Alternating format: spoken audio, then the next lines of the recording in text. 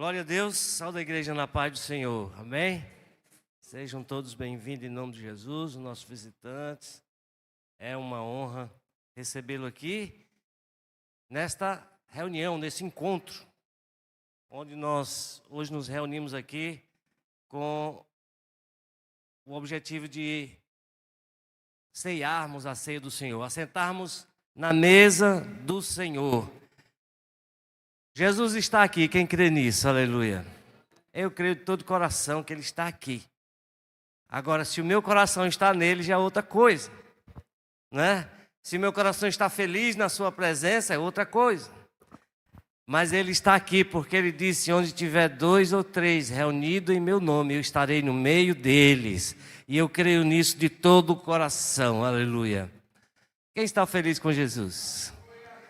Queridos, eu estou muito feliz com o Senhor, apesar das lutas, apesar das tribulações. E eu quero, nesta hora, perguntar aos irmãos, quem quer ouvir o Senhor falar? Eu quero ouvir Ele falar nesta noite, e eu quero pedir aos amados irmãos que me abençoem aí nesta noite, em nome de Jesus. Ore por mim aí, meu irmão. Senhor Jesus, eu creio, Senhor, que nesta noite o Senhor quer falar aos nossos corações. O Senhor quer tirar dúvida do nosso coração, da nossa mente. O Senhor quer nos dar luz naquele lugar de trevas no meu coração. O Senhor quer trazer a luz. Em nome do Senhor Jesus, nesta noite, vem fazer milagre no nosso coração. Que a Tua palavra, Senhor querido, como espada afiada de 2 gumes, que penetra até a divisão da alma e do espírito, possa penetrar no nosso ser e transformar e cortar tudo aquilo que não Te agrada em nome de Jesus. Pai, nesta noite, vem falar conosco. Nós Te pedimos em nome do Teu Filho amado. Amém. Glória a Deus. Quero convidar a igreja para ler conosco o Evangelho de João, capítulo 14. Evangelho de João, capítulo 14, versículo 1. Aleluia. Evangelho de João, capítulo 14, e versículo 1.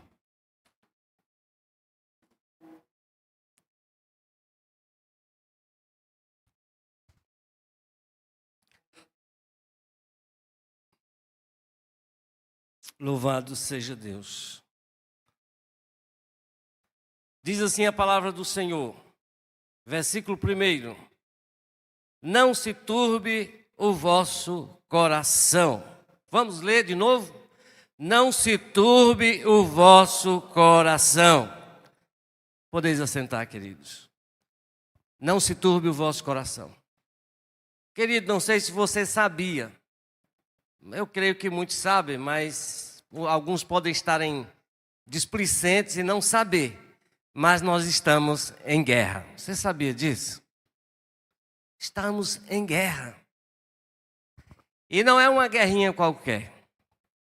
É uma guerra que pode causar a morte, pode levar o homem para a morte. A Escritura diz que nós precisamos estar armados até os dentes para guerrear esta guerra. E as nossas armas, elas não são carnais, não é um rifle, não é um AK-47, não é R-15, né? As nossas armas não são carnais, porque, diferentemente daquilo que a gente pensa, a maior guerra que o homem pode travar não é carnal, e sim uma guerra espiritual. Isso porque o mundo espiritual domina o mundo físico, o mundo material, o mundo espiritual domina. No entanto, se eu e você tiver consciência do poder que as armas que Deus me deu têm, aí as coisas vão se inverter. Aí nós vamos dominar o mundo espiritual. Nós vamos ser capazes de reter, de deter, de fazer com que as forças espirituais não tenham domínio, nem exercitem nenhum poder sobre nós. Mas existe uma batalha e a batalha ela é real. E quando eu te falo batalha, é uma batalha de titãs, ou seja, o Senhor Deus Todo-Poderoso criou todas as coisas de forma perfeita, e lá ele criou seres espirituais perfeitos, maravilhosos, e esse ser perfeito, um deles, é chamado de Lúcifer. E a Bíblia diz que ele era perfeito na sua beleza, na sua formosura, o que ele fazia era perfeito, de tal forma que ele é chamado de aferidor. Ele é aquela pessoa que estava lá no controle de qualidade do céu. Se não tivesse o nível de qualidade que ele era o aferidor, que ele fosse capaz de medir, então não passava, ele era perfeito. Até que chegou um dia que, eu já falei outro dia sobre isso aqui, que ele colocou no seu coração que era perfeito.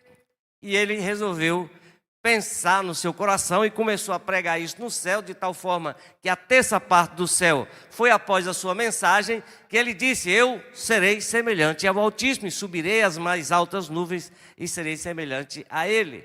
E aí a Bíblia diz que houve iniquidade, ele era perfeito até o dia em que se achou iniquidade no seu coração, onde a soberba, a prepotência, ou ele achar que ele era o cara, veio ao seu coração, e por conta disso ele caiu. A partir de então, ele veio com ele, foi lançado do céu, juntamente com ele a terça parte dos anjos. E a partir de então, eles têm travado uma luta contra o nosso Criador, contra o nosso Pai Celestial, contra o Senhor Deus Todo-Poderoso. Ele tem sido chamado de opositor, ou inimigo de Deus, chamado de Satanás. E todas as coisas que Deus criou, todo o seu propósito, todo o seu intento de que o reino de Deus, o seu domínio, haja completa e total harmonia, desde então, Satanás tem colocado empenho para destruir ou atrapalhar os propósitos de Deus. E nós vemos isso no decorrer da história. Quando Deus criou o homem, Satanás apareceu lá no jardim e seduziu o homem, e ele foi o quê? Foi lançado fora do jardim. Ou seja, ele atrapalhou o propósito de Deus. Aparentemente atrapalhou. Só como Deus é especialista em transformar o caos em algo muito grandioso, o Senhor providenciou pessoas que pudessem demonstrar a sua glória, o seu poder através da história. Quando Moisés foi para nascer e ele era o escolhido de Deus para libertar o povo do Egito, o que aconteceu? Satanás quis matar a Moisés. E não matou só Moisés, aliás, quis matar Moisés, não matou, mas muitas crianças foram mortas, porque houve um decreto no Egito dizendo: olha, o povo judeu está crescendo muito, então vamos fazer o seguinte: todas as mulheres grávidas e as parteiras, quando tiverem na hora do parto, que nascendo uma criança e que for um menino, a parteira mata o menino na hora de nascer, para ficar um negócio bem escondidinho, bem bonitinho e tal. Porque havia um prenúncio que haveria um libertador da escravidão do povo de Deus ali. Então Satanás se opunha à libertação do povo de Deus. Quando o Senhor Jesus nasceu, nós sabemos o que aconteceu ali, dentro daquele contexto, que a gente não fala muito. Mas aconteceu um evento terrível, cruel, onde Herodes, sabendo a respeito do nascimento de um suposto rei, que foi anunciado pelos magos ali, que eles disseram que tinha visto a estrela e tinha contemplado ele, tinha visitado ele, e ali eles deram para aquela criança ali ouro, incenso e mirra, e eles ouviram os anjos celestiais clamando e glorificando a Deus, dizendo: paz na terra, né? Por conta que nasceu hoje o Salvador do mundo. Herodes ficou sabendo dessa história e inquiriu os magos a respeito daquilo, mas eles fizeram, foi desdizer, não é? Disfarçaram a conversa e fugiram para outro lugar e não deram a pista correta. Então Herodes mandou fazer o quê? Mandou matar todas as crianças de 2 anos para baixo ali naquela região. Você imaginou o terror que foi quando isso foi executado? Porque isso não é uma conversa, isso é um fato real que aconteceu, na verdade, para que se cumprisse o que estava escrito, né? Que o Senhor já havia profetizado que haveria grande choro e as mães que amamentavam estavam chorando pela perca dos seus filhos, porque Herodes mandou o quê? Matar. Isso não é outra coisa senão obra do opositor de Deus, do inimigo de Deus, uma batalha contra a instalação do propósito de Deus na terra. Então Satanás, ele estabelece uma guerra terrível contra nós e contra o propósito de Deus. Acontece que o Senhor apareceu a José e a Maria e disse: olha, fuja para o Egito. E eles fugiram para o Egito e escaparam da espada de Herodes. Quando Herodes morreu, o anjo apareceu a José e disse: pode voltar, porque aquele que buscava a vida da criança já está morto. Aleluia.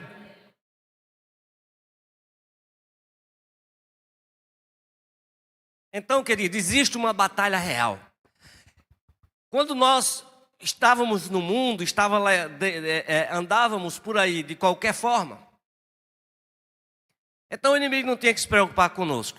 Mas no dia que nós aceitamos Jesus, a nossa vida parece que foi mergulhada numa luta terrível, uma luta espiritual, que nós agora temos que ter consciência por quem fomos chamados e qual é a razão, qual é o nosso objetivo, qual é o nosso fim.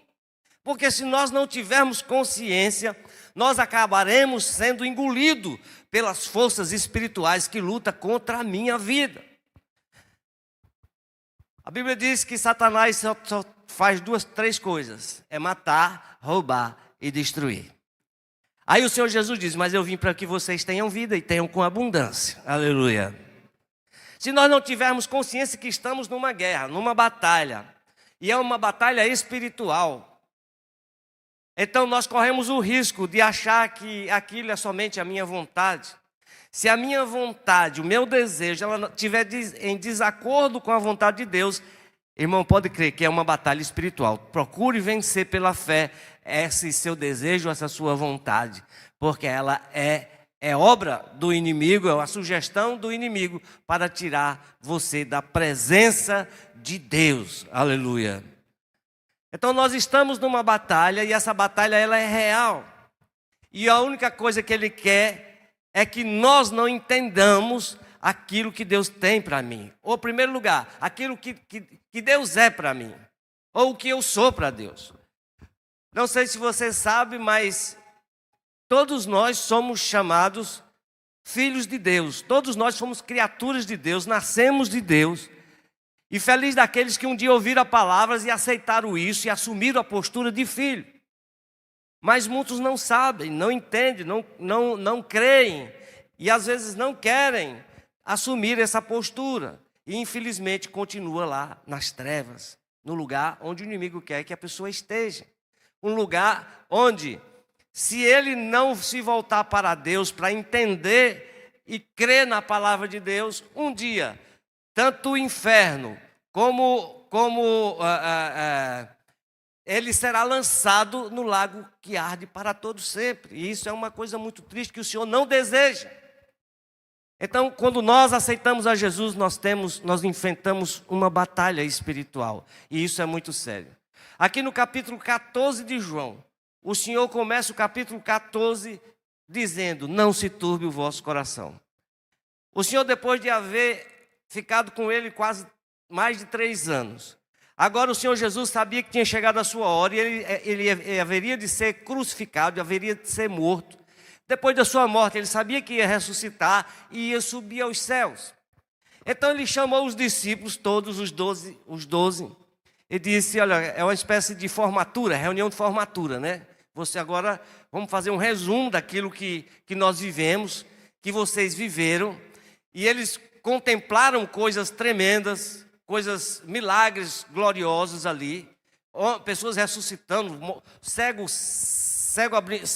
sendo curado, paralíticos andando, enfim, eles contemplaram muitas coisas, mas agora Jesus disse: olha o seguinte, até agora eu estive com vocês, mas agora chegou a hora em que eu vou ter que ir para o Pai. Se você ler o capítulo 14 de João, o Senhor está instruindo eles, a dizendo, olha, eu estive com vocês, mas a partir de agora eu vou estar com o Pai, eu não vou estar mais com vocês. E aí acontece uma coisa, eles ficam tristes porque Jesus vai se separar deles. E ele diz, olha, eu vou para o Pai, não vou estar mais com vocês, mas vocês não precisam ficar tristes, não ficar turbados, perturbados, angustiados, porque eu estarei com vocês, eu voltarei para vocês. E eles não estavam compreendendo nada, mas o Senhor disse, é o seguinte, vocês não se preocupem, eu estou com vocês, quando eu estava com vocês recebiam do meu Espírito, vocês faziam obras que eu mandei vocês fazerem e vocês fizeram. Mas agora quando eu for e vocês receberem o Espírito Santo, vocês vão fazer obras maiores do que as que eu fiz. Ou seja, vocês não ficarão órfãos. Até que eu venha, o Espírito Santo estará com vocês. E vocês não precisam se preocupar. Ele lhe ensinará as atribuições do Espírito. Ele nos ensinará, ele nos fará lembrar, nos ensinará, ele nos guiará. Ele vai edificar a igreja, ele vai distribuir para a igreja ferramentas poderosas para que vocês enfrentem as lutas que vocês sofrerão. O Espírito Santo vai dar força a vocês para que vocês, quando estiverem diante da morte, diante de autoridades que vão matar vocês por causa do meu nome, vocês estarão firmes, eu estarei lá com vocês. Irmão, isso é muito sério. Enquanto os discípulos estavam tristes porque Jesus ia se separar dele fisicamente, no entanto, eles iriam receber do Senhor o Espírito Santo que revestiria eles de poder e de autoridade, onde eles não temeriam nem o homem, não temeriam nem mesmo a morte. E qual é o homem capaz de não temer a morte? Senão aquele que tem uma consciência profunda de quem ele é, qual foi a sua origem, nós saímos de Deus e voltaremos para Deus. E que o nosso corpo é apenas um instrumento de manifestação, ou uma oportunidade para eu manifestar o Deus invisível através do meu corpo material, a minha encarnação, né? Quando a gente fala em encarnação, a gente corre até aquele medo do Espiritismo dizer que é a reencarnação, né? O Espiritismo é que eu estou aqui hoje, depois eu morro e vou reencarnar num cachorro, num gato, noutra pessoa e tal. Mas estamos falando da encarnação do Deus vivo, da manifestação do Deus invisível através da minha vida. Mas a carne em si para nada aproveita.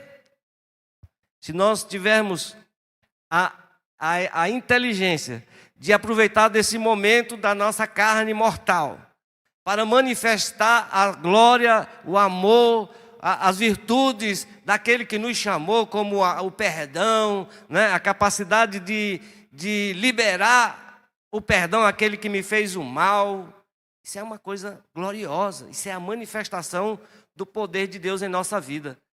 Mas a nossa batalha, ela é exatamente contra os principados, contra as potestades, contra as hostes espirituais nas regiões celestiais que estão lá pelejando contra a minha vida.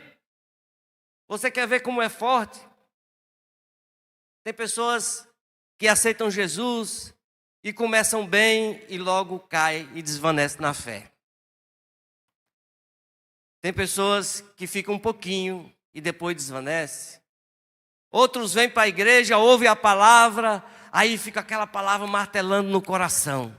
Mas o inimigo vem, arranca aquela palavra e ele nunca se converte. Outros aceitam Jesus e aí começa a vir para a igreja animado e tal, mas acontece que aí ele começa a olhar para as coisas do mundo, os cuidados das coisas da vida, né? Começa a olhar para as coisas da vida, o cuidado com as riquezas, com adquirir coisas e tal, e começa a se preocupar com isso. E a Bíblia diz o quê? Começa a sufocar a palavra. E ele fica infrutífero. Eu não tenho tempo para servir a Deus. Não é? Fica infrutífero.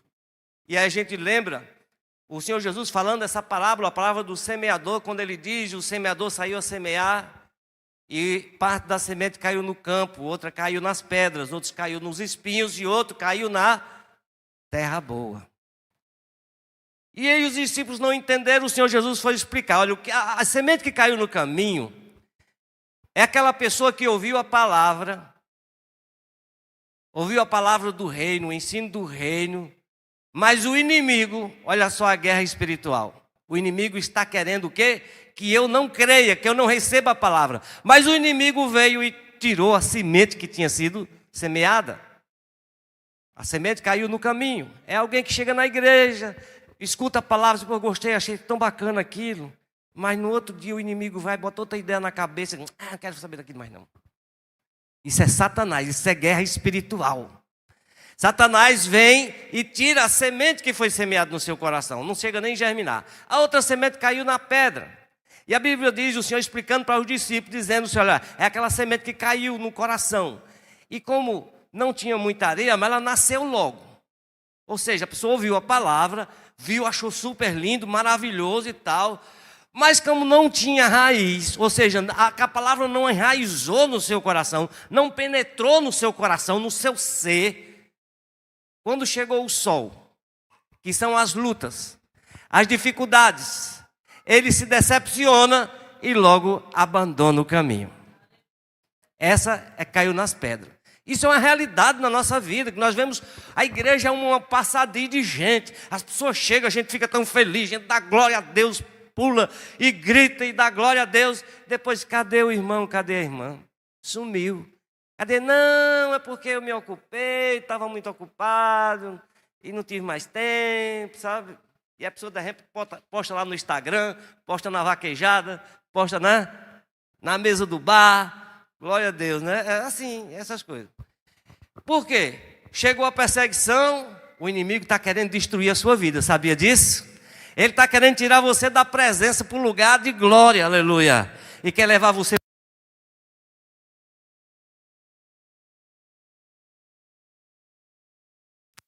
para as ilusões do mundo. Um lugar onde só existe morte. Aí existe aquela semente que caiu entre os espinhos. Aquela que caiu lá, nasceu, mas os espinhos cresceram com ele.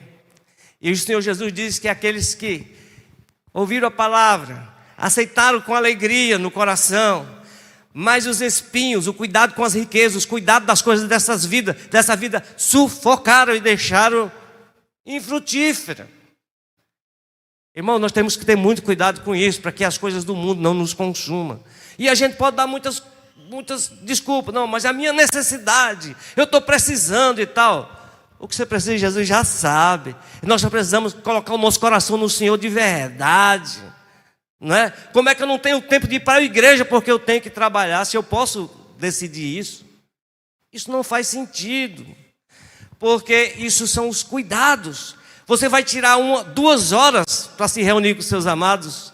Você vai tirar 2 horas para estar na igreja com seus irmãos. E você acha que isso não é importante, você não pode parar o seu trabalho para vir.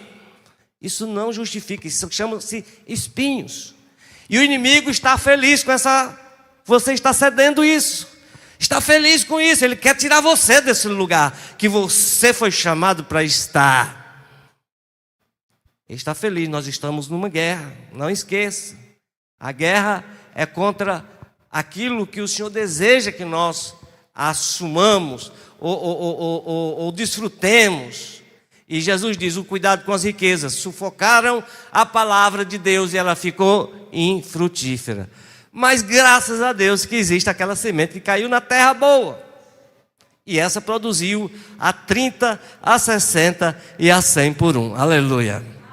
É uma multiplicação tremenda, gloriosa.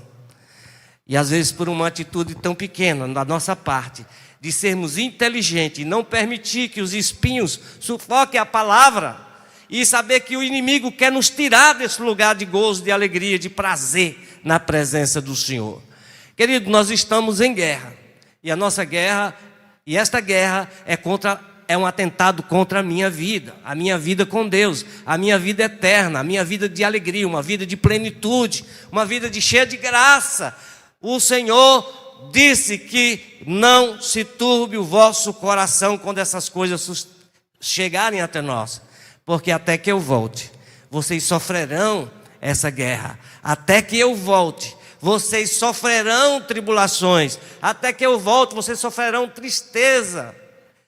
Mas se no seu coração tiver guardado, como diz o apóstolo Paulo no fim da sua carreira, eu combati um bom combate, acabei a carreira e guardei a fé. Aleluia.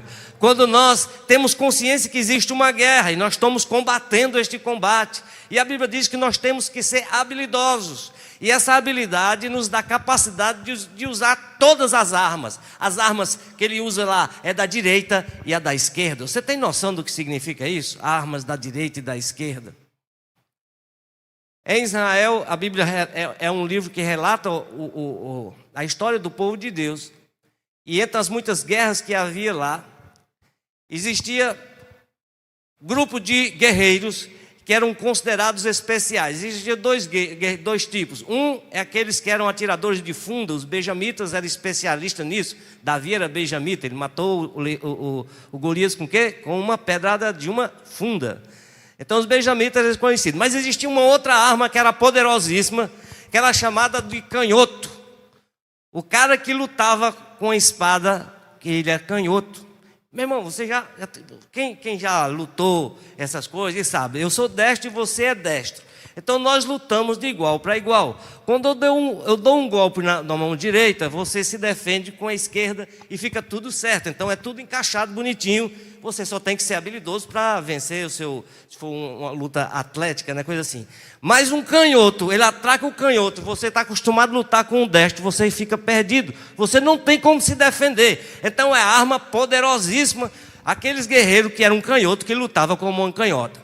Você quer uma coisa? O cabo toca violão do lado normal e do lado esquerdo. Uma coisa completamente não tem nada a ver. Geralmente quem é canhoto toca muito bem, né?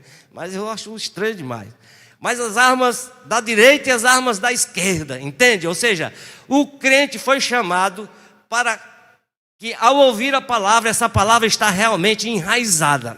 Ela não é uma palavra que está no meu coração de forma superficial. Eu fico triste com pessoas com 20 anos de crente e falam coisas que a gente diz assim, meu Deus do céu, eu não acredito que esse irmão e essa irmã está falando uma coisa dessa.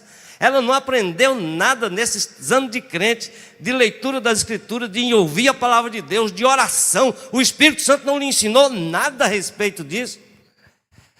Então nós somos chamados para ter essa consciência firme que um dia essa luta ela vai cessar. Até que Ele volte, nós estaremos aqui fazendo duas coisas: adorando a Ele, não temendo o inimigo, lutando com as armas da direita e da esquerda, nos reunindo em comunhão para partir o pão, para orar, para nos confraternizar, para fazer o bem, para investir contra o mal, entrando no inferno, quantas vezes for necessário para nós tirar os que estão lá e saindo de lá, porque as portas do inferno não podem prevalecer contra o crente. Aleluia.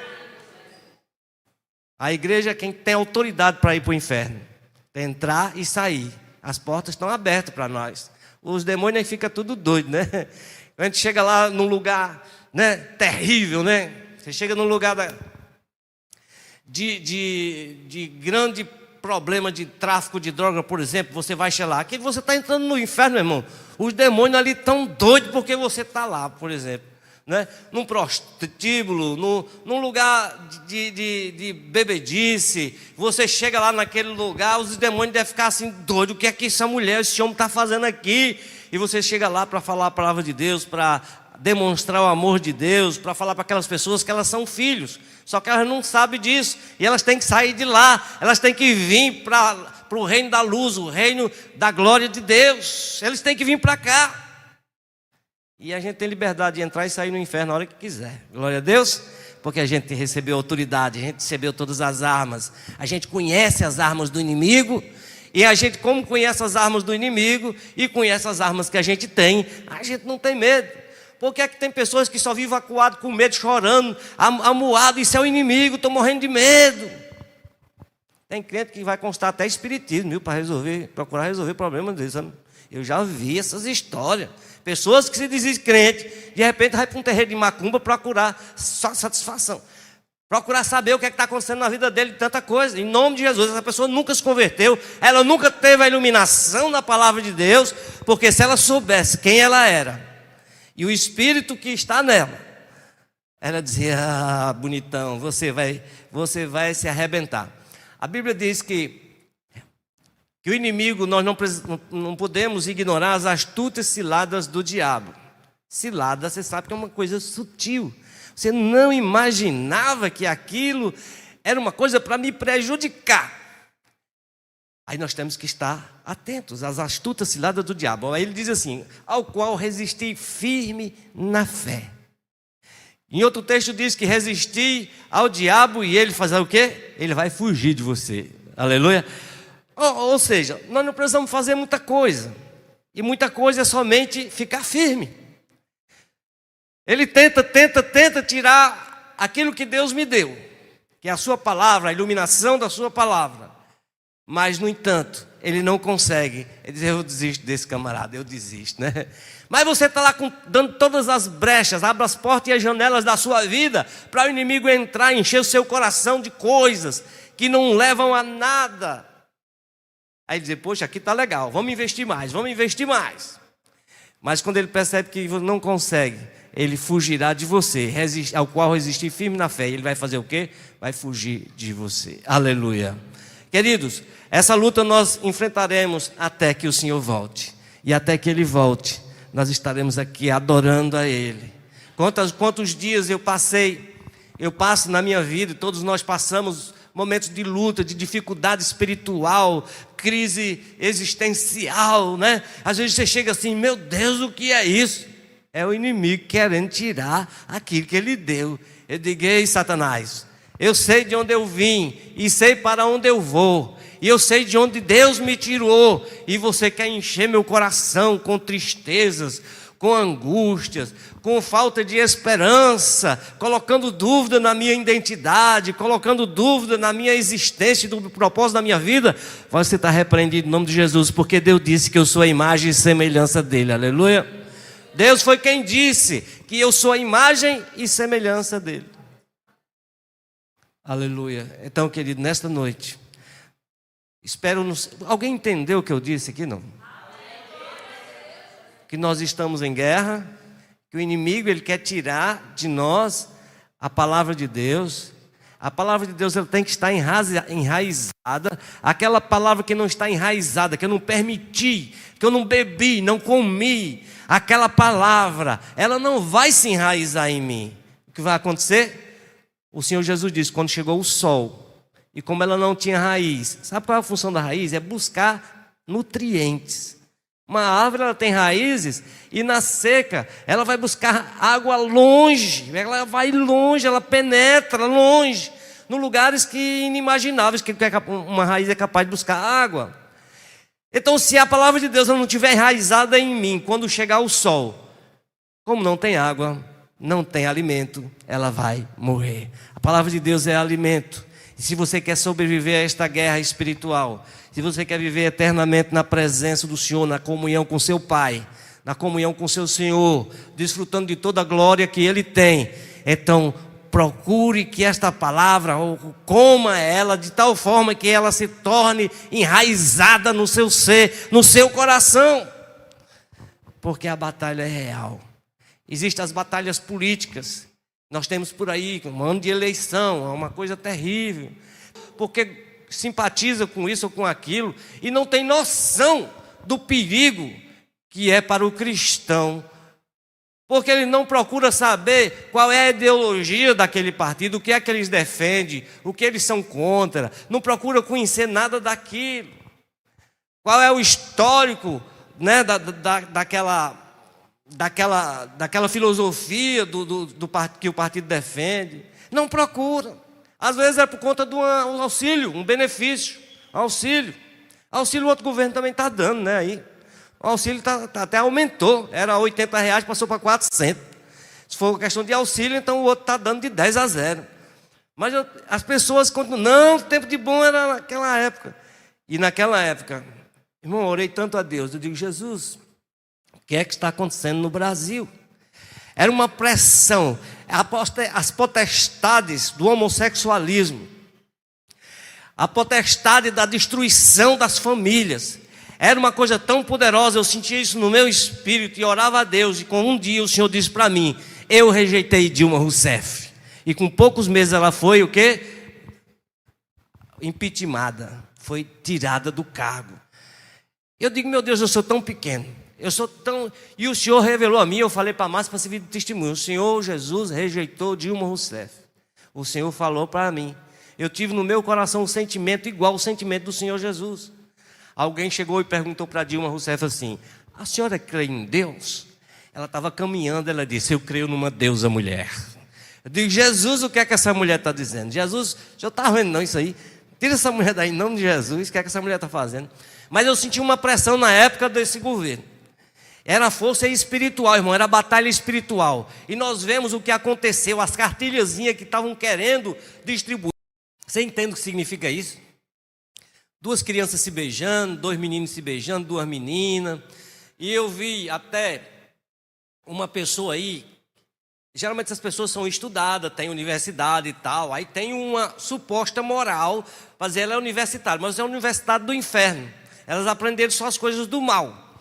O que acontece? A mulher dizendo: as criancinhas estão lá brincando, menina e menino, nu. E qual o problema das meninas ficar tocando no menino, a menina na menina, para se descobrir? Tem que deixar as crianças brincar à vontade. Ou seja, não é para você nem ensinar a dizer o que é, o que não é, nem nada disso. Então era uma pressão tão terrível.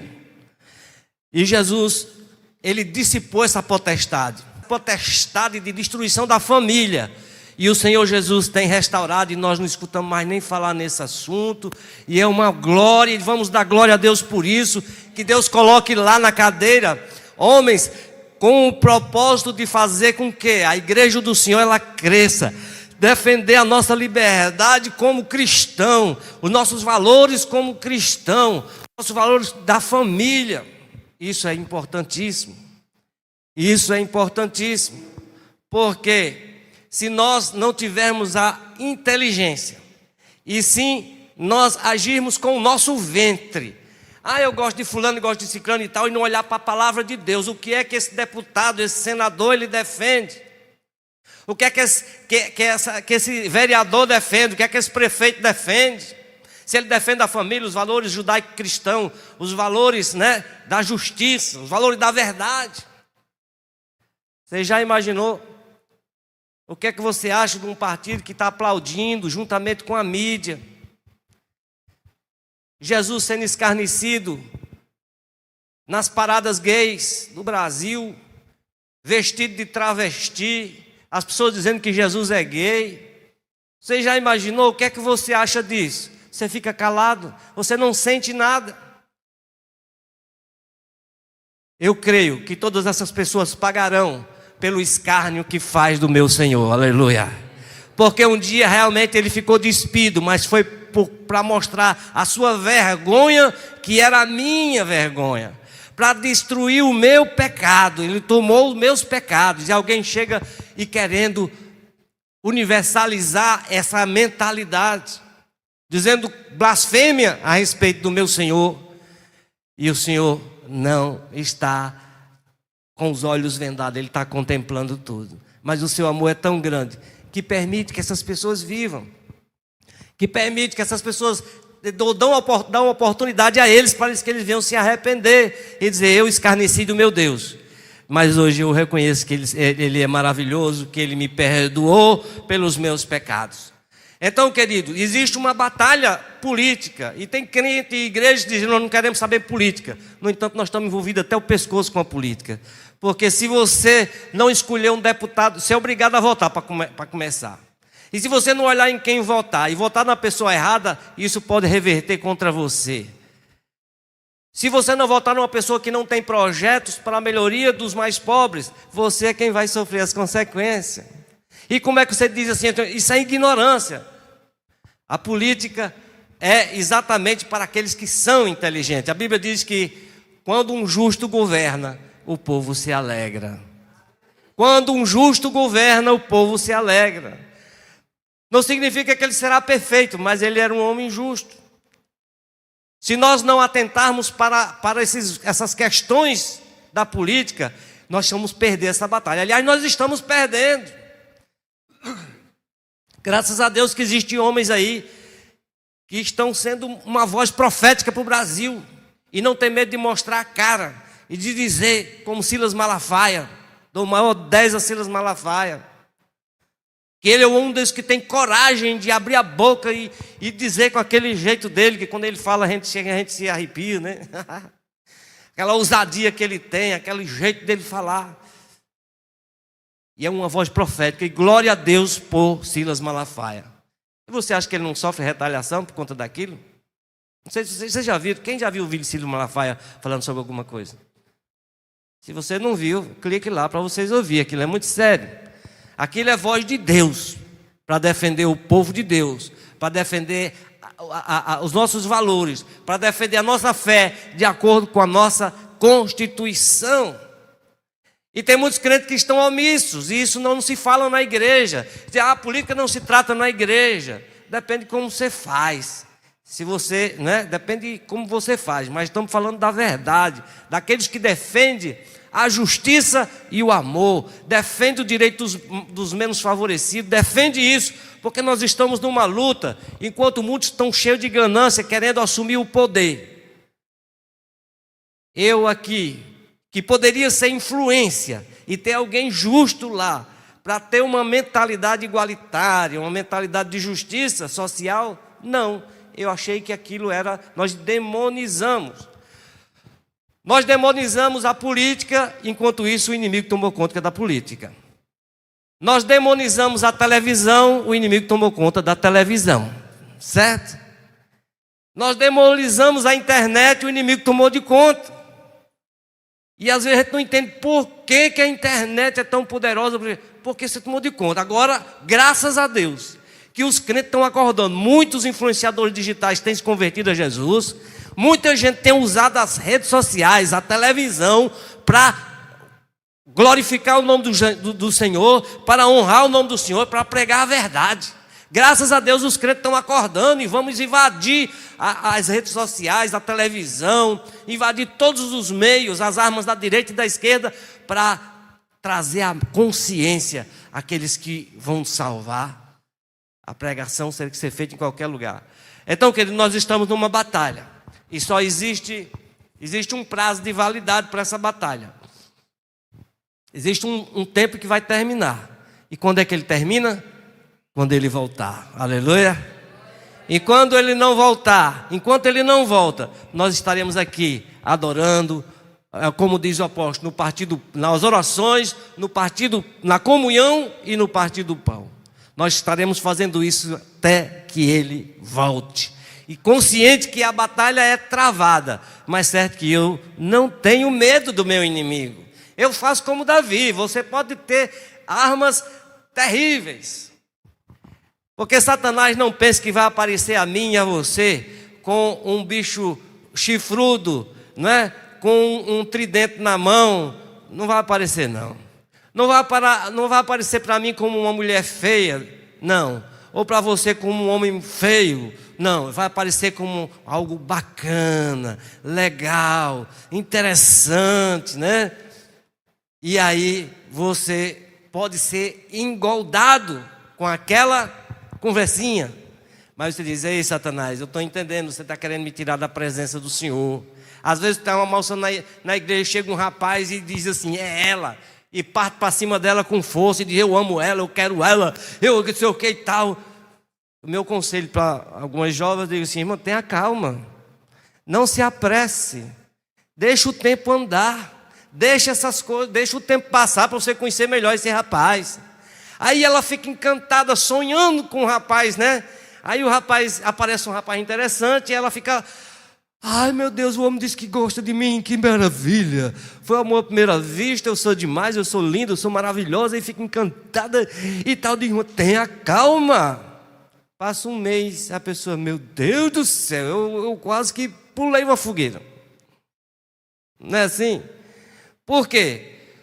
Ele não vai aparecer para você com um tridente chifrudo, com um negocinho: vou lhe pegar. Não, é com sutileza. As moças às vezes conhecem um rapazinho lá na escola, a moça serve a Jesus, não sei aonde. Aí o cara às vezes tem umas palavras tão bonitinhas, tão carinhoso. Mas tem uns que são atrevidos. Tem uns que dizem assim, olha, eu não vou para essa igreja, eu não gosto de crente. Aí ela vai dizer, ele não gosta de crente, então, mas acho ele tão legal, acho que eu vou ficando por aqui. Eu não gosto de crente. Às vezes arranja confusão com a família dela, né?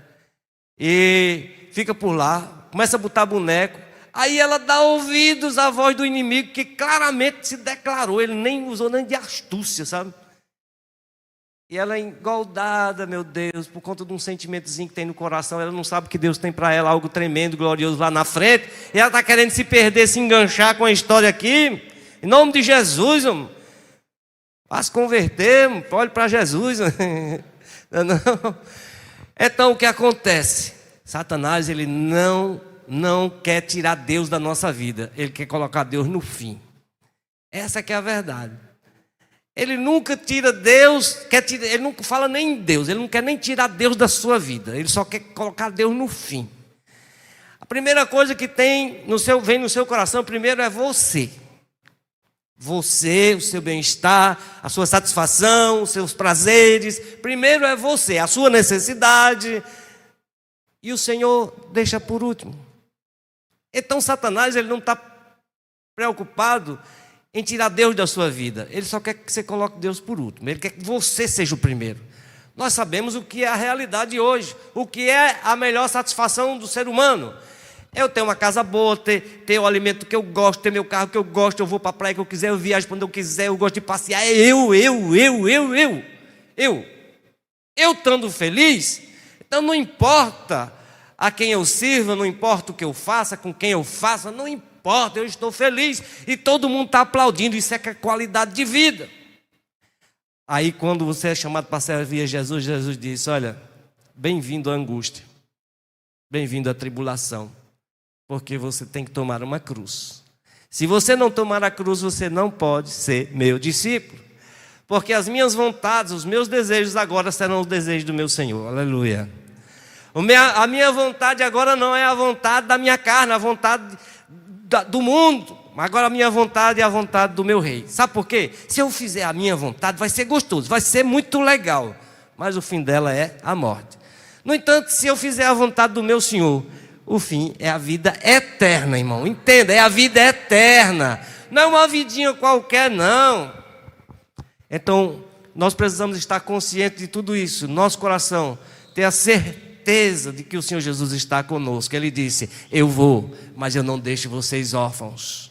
Capítulo 14 de João, leia por favor, para você saber que você não está só. E se sinta amado pelo Senhor. Que os discípulos estavam preocupados, tristes. Ele disse, não se turbe o vosso coração. Não se turbe o coração. Eu vou, mas eu voltarei. Eu vou, mas não deixo vocês só. Eu vou, mas não deixo vocês órfãos. Em nome de Jesus, Pai, nesta noite que os nossos corações sejam abençoados com esta consciência de que o Senhor está conosco. Que nós não podemos nos perturbar diante das batalhas, porque certamente nós poderemos perder algumas batalhas, mas a guerra jamais. Se nós perdemos alguma batalha porque o Senhor quis nos fazer mais fortes, eu creio em nome de Jesus, para nós aprendermos com a nossa derrota, porque agora nós nos tornamos mais fortes. Em nome do Senhor Jesus, abençoa o teu povo, aqueles que ainda não têm essa esperança, aqueles que não têm essa convicção. Pai, tira eles do inferno nesta hora. O inferno, um lugar de escuridão, um lugar de falta de compreensão, de entendimento de quem o Senhor é. E nesta noite, transporta eles para o reino do Filho do seu amor, para o reino da luz, para o reino da vida, em nome de Jesus. Amém? Glória a Deus.